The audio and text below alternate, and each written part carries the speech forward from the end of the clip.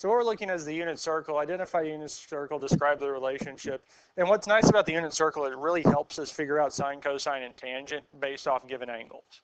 Because there's a set number for, it ends up being, well, 0, 30, 60, 90 for quadrant 1, and then it flips over for 2, 3, and 4. And the given angles for those are kind of given to us in the unit circle. So when we have that sheet, it'll make it easier and it'll make sense once we see it.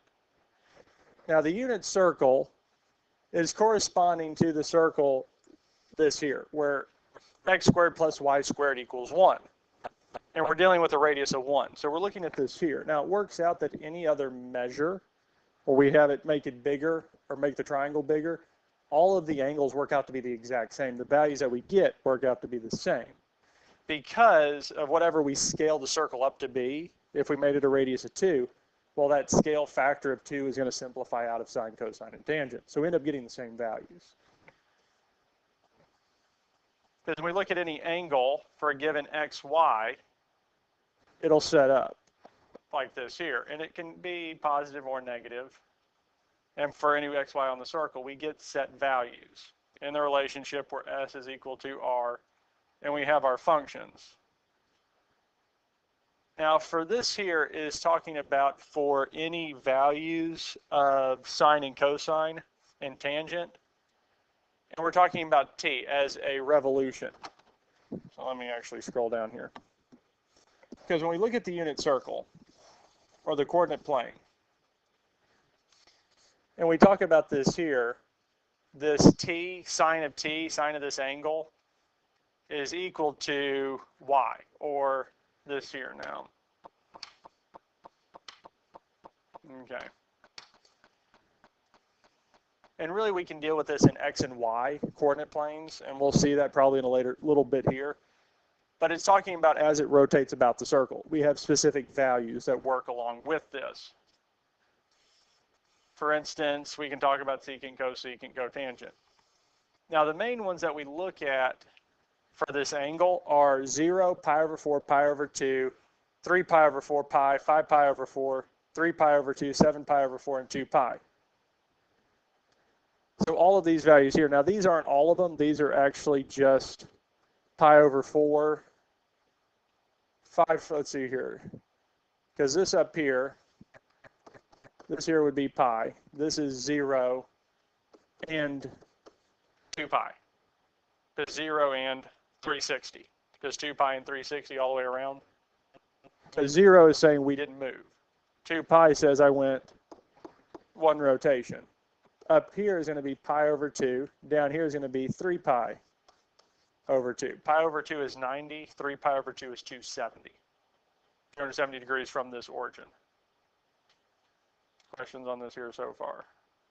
Because we're saying this here, if I go up straight up, this would be a 90-degree angle. I add 90 to get 180 because we say 180 is a straight line, yes? Add 90 again, I'll get 270 or 3 pi over 2. And then I get back here. Now this one here they're talking about is at a 45-degree angle. And our 45-degree angle is our pi over 4. This would be our 5 pi over 4. And down here is going to be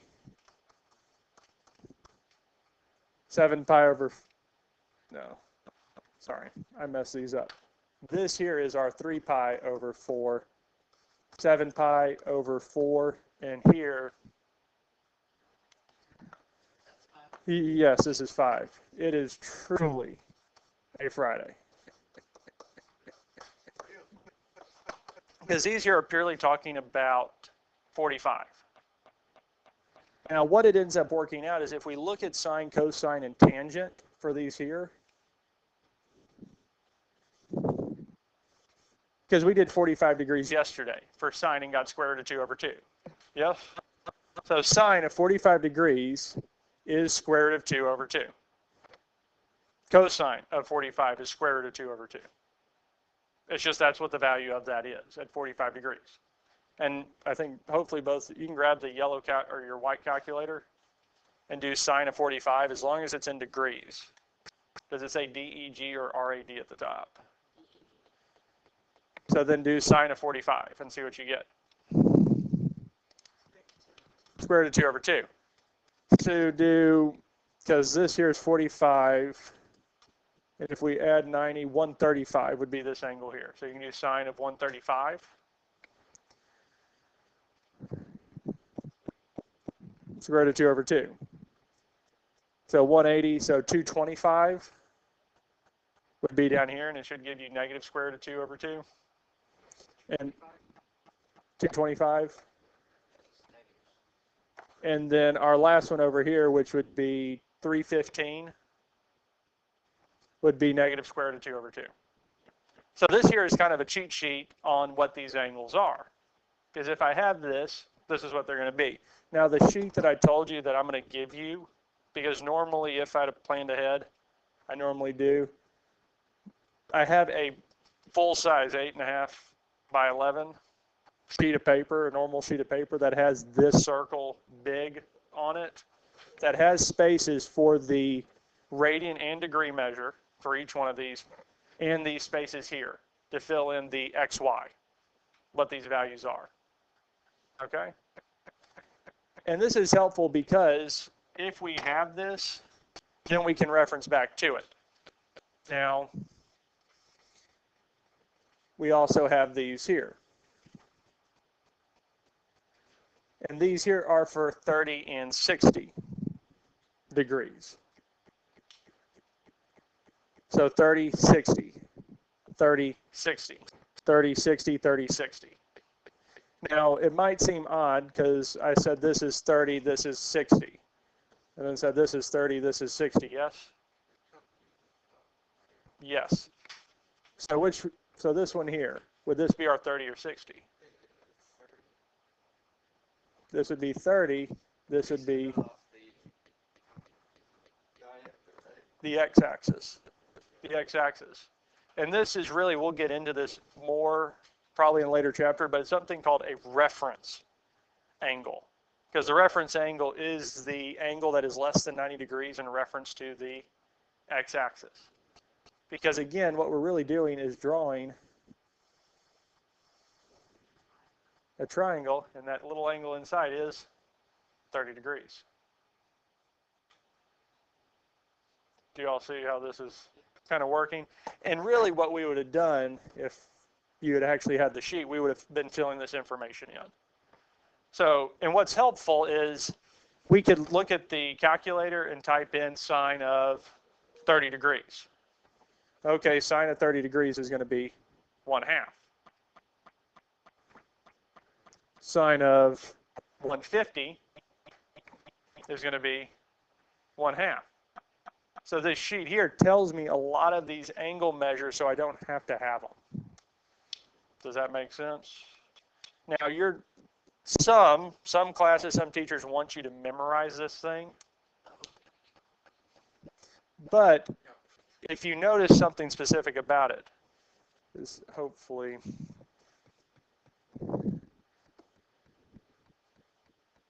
because even with these here, and if you think about the 45s in there, well, this was just square root 2 over 2. So let's look at 30. Well, it's square root 3 over 2 and 1/2. Square root 3 over 2 and 1/2. Square root 3 over 2 and 1/2. Square root 3 over 2 and 1/2. It's the same set of values. Sorry, for this one here.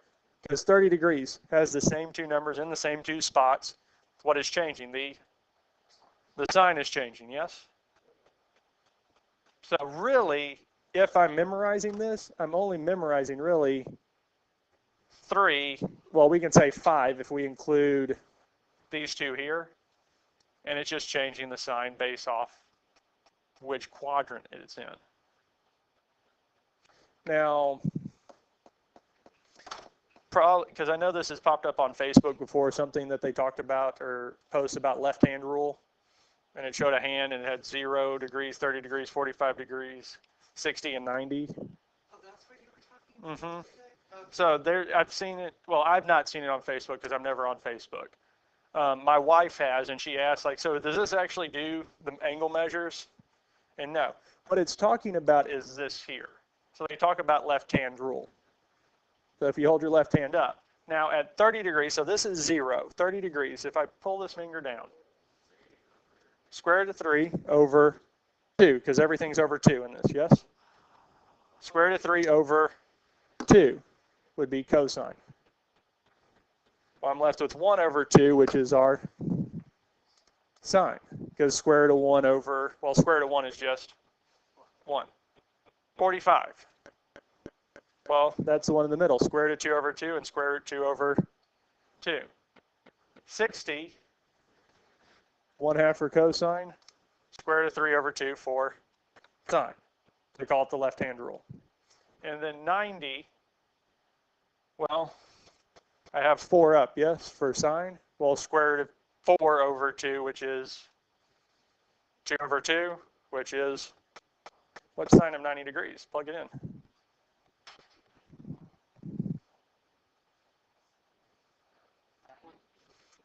Is 1, yes? Well, how many fingers do I have? Because it's all about, as we've noticed, it's always, this is sine, this is cosine. I mean, the ones that are over, cosine would be above the finger that's down, sine's the one that's below. How many fingers do I have up when we're talking about 90?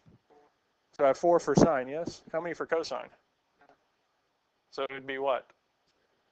Over 2, square root of 0 over 2, which is going to be 0. Cosine of 90, plug it in.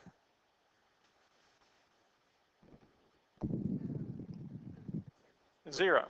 And even if we do 0, well, we see we have 4 fingers for cosine, so that's going to be 1, because square root of 4 over 2 is 2 over 2, which is 1. Do sine of 0. So it works. Now, it works for kind of each side, but we really have to then worry about the signs. Which one's positive, which one's negative. Does that make sense? That's kind of why this unit circle is nice, because for these given angles, we can get any that we want. Now, hopefully you notice that 30, 60, and 45 could be familiar. Because remember when we did geometry, we talked about special right triangles.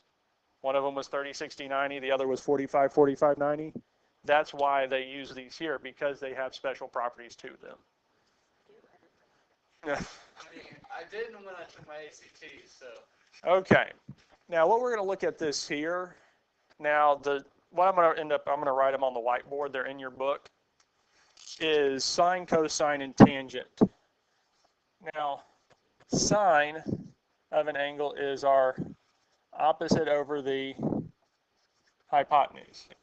Cosine of theta is adjacent over the hypotenuse. Tangent is opposite over adjacent.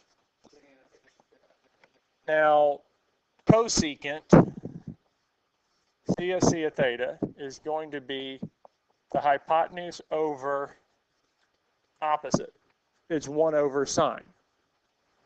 Now we have SEC of theta, which is going to be hypotenuse over adjacent, and COT, cotangent, is going to be adjacent over opposite.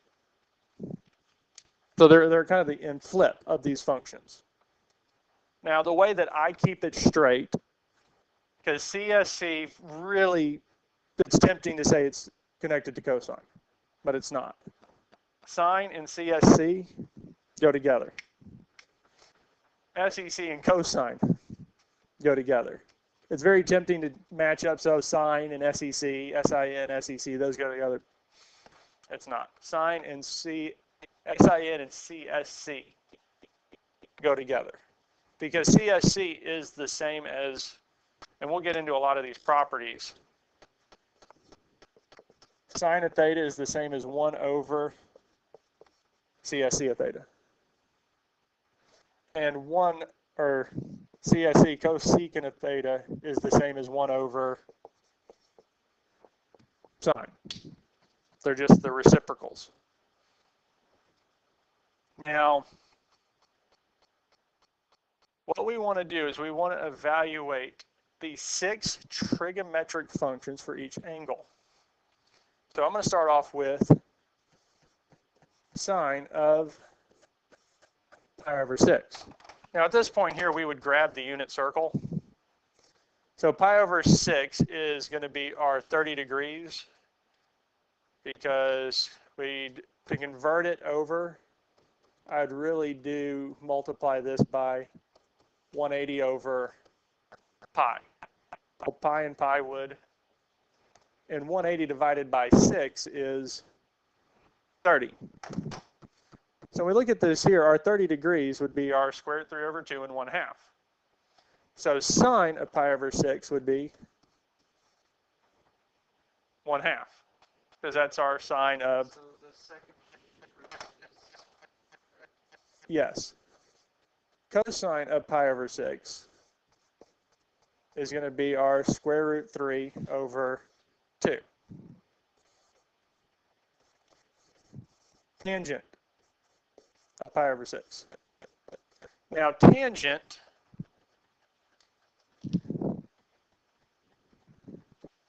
is also the same as sine over cosine. Let me extend the page out a little bit.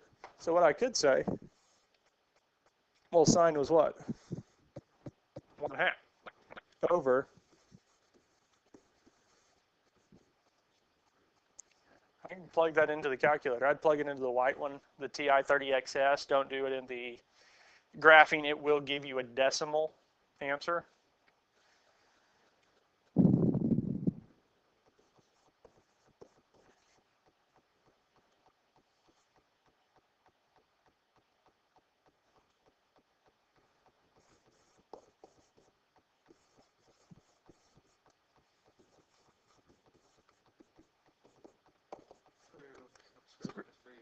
Square root 3 over 3. Okay, we good with these three so far? Yes? Now, what did we say about CSC, cosecant? Now, cosecant's the same as 1 over sine, yes? Well, we know what sine is already. It's 1/2. So cosecant would be 1 over 1/2, which if we plug this in, it simplifies to 2. Well, secant would be 1 over the square root of 3 over 2. Now, if you plug this in with rationalizing the denominator, it's going to give you 2 square root of 3 over 3. Because when we do 1 over square root of 3 over 2, when we simplify that, we would get 2 over the square root of 3. We don't like having square roots in the denominator. So to rationalize the denominator, which would move the square root of 3 up top, and in the denominator, we would have the square root of 3 squared, which is just 3. We get this here. Well, cotangent, 1 over the square root of 3 over 3.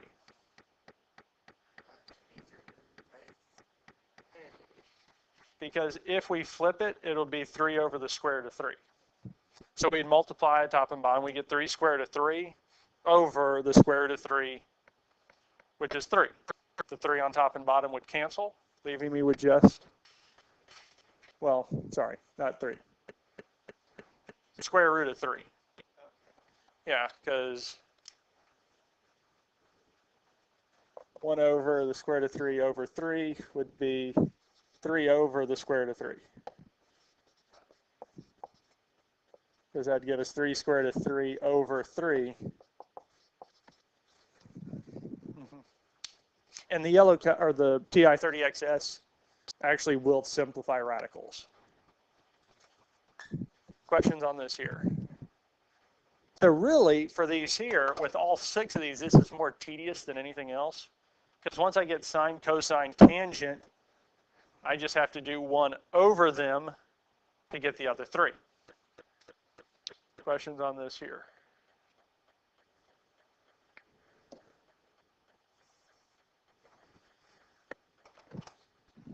Five pi over 4.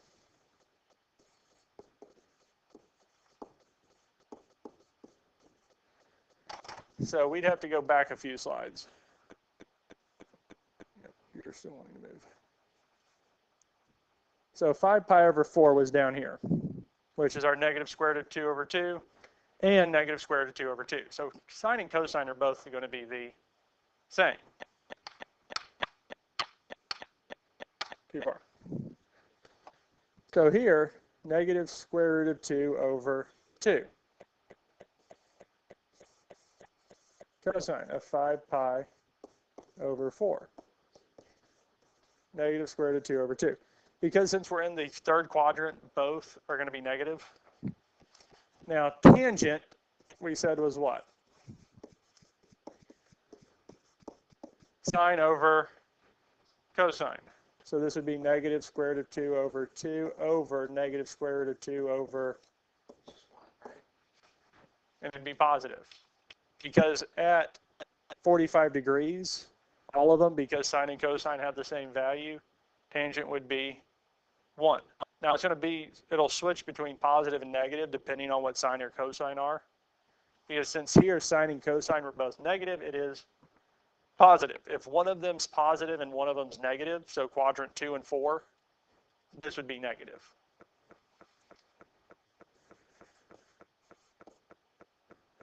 CSC of theta. So that would be 1 over sine.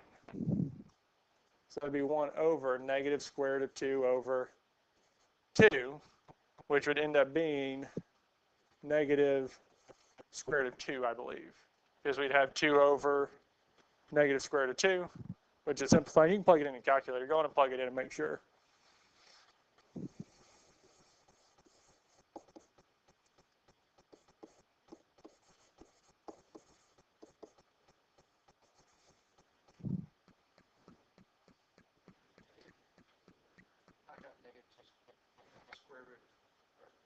Negative 2 Square root 2 over 4.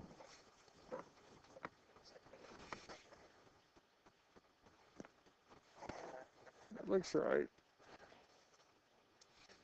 Let's see here. 1 over fraction. I see what happened.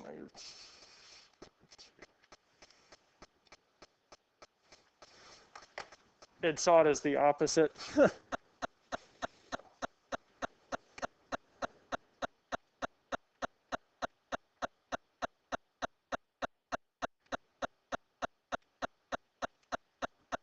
Because what the calculator thought you were saying was negative 1 over the square root of 2 being divided by 2. The calculator, what it thought you were asking for was negative 1 over the square root of 2. Why did you do that? It depends on how you type it in, because the way I normally type it in is I'll do the fraction negative or fraction 1, go down to the bottom, hit the fraction again, and then do it. Because if you hit the fraction twice, it'll put the second fraction on top, not on bottom.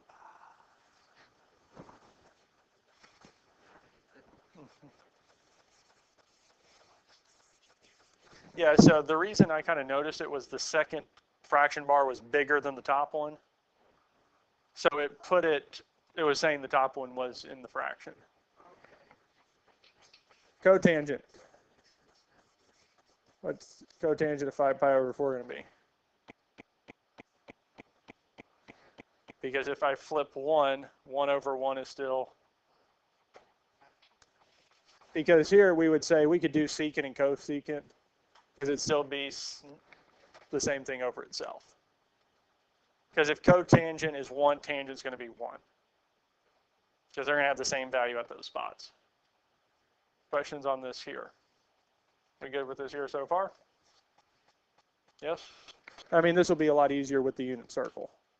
Because we'll have it there and we'll see. It'll give us sine and cosine, which we can use those to get the rest.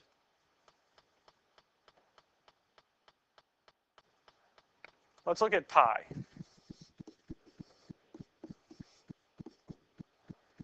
Now, sine of pi, well, that's the same as sine of 180, yes? Well, type it in. What is sine of 180? 0.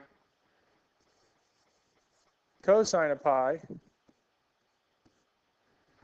you can type it in. So cosine of 180.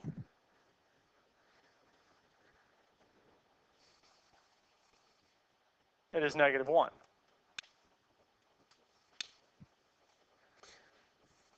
because it's almost, because sine of 0, or sine of 0 is 0, cosine of 0 is 1. We're just now on the other side of the x-axis.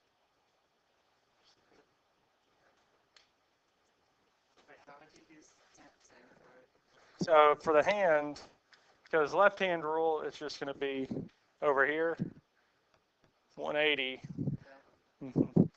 So top would be cosine, which would be square root of 4 over 4. Sine would be 0. There's over here sine, cosine, same over here. Now tangent. Sine over cosine, so 0 over.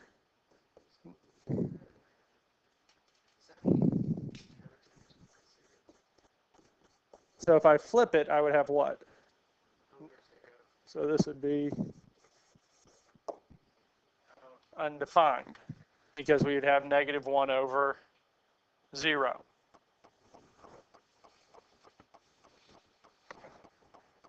So this would be, I can't divide by 0, so it's considered to be undefined. Because tangent and cotangent do have undefined points, and it'll make more sense when we actually look at the graphs, because there are asymptotes. There are vertical asymptotes for tangent and cotangent. So there are undefined points. Because whenever tangent is 0, cotangent will be undefined. Whenever cotangent is 0, tangent will be undefined. And it really goes into the fact that tangent, whenever cosine per tangent is 0, it's undefined.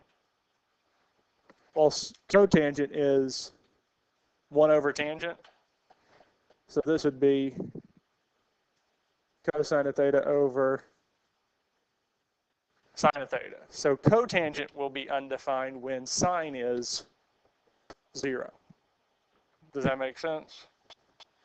Now, our CSC of theta is going to be 1 over sine. That'd be what? 1 over 0, which is undefined.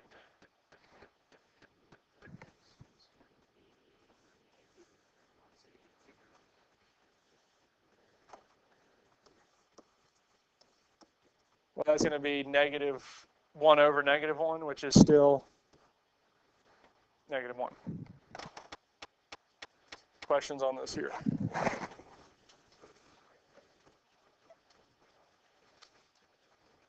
We good with this here? Kind of. So it's really just looking at these values and seeing where they are on the unit circle. So we'll do one more of these here. We'll continue on with this on Monday, because I'll have the unit circles printed out for y'all.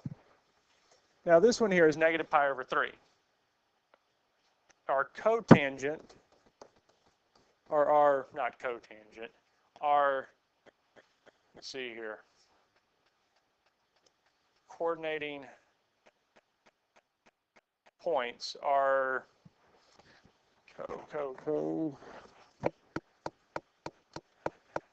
right on the tip of my tongue.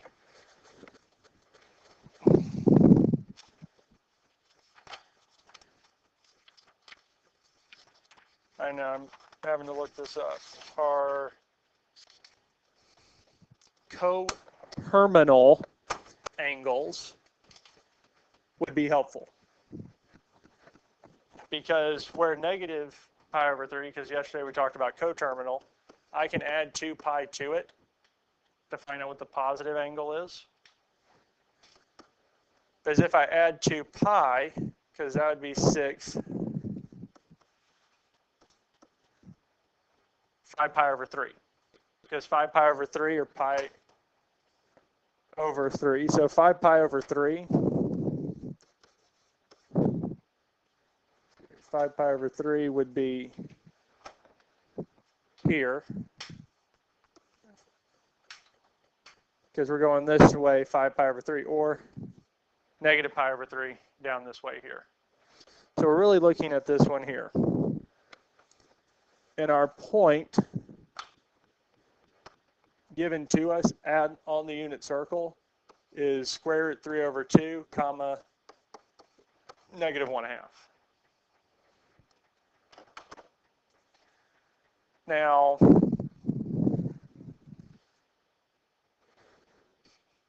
since we know that, yep, we can actually find our sine, cosine, and tangent. Because we can stick with negative pi over 3, but we know what the coordinate is already, because it's going to be this here. So this here would be our negative 1/2, because sine is going to be the y. Now, I'll get into that here in a little bit, explain that. Now, cosine of this is going to be negative pi over 3 is our 2. And tangent is going to be our sine over cosine.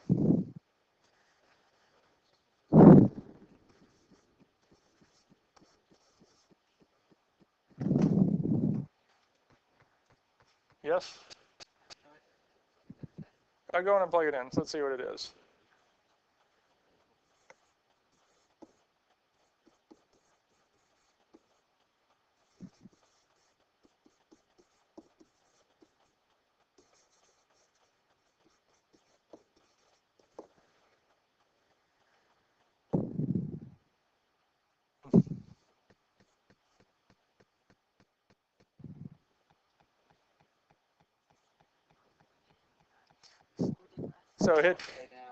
So hit the fraction key. And then when it's in the top, hit the fraction key again. And then do negative 1 over 2. And then scroll down to the bottom one. That's empty. Hit the fraction key. And then do square root of 3 over 2.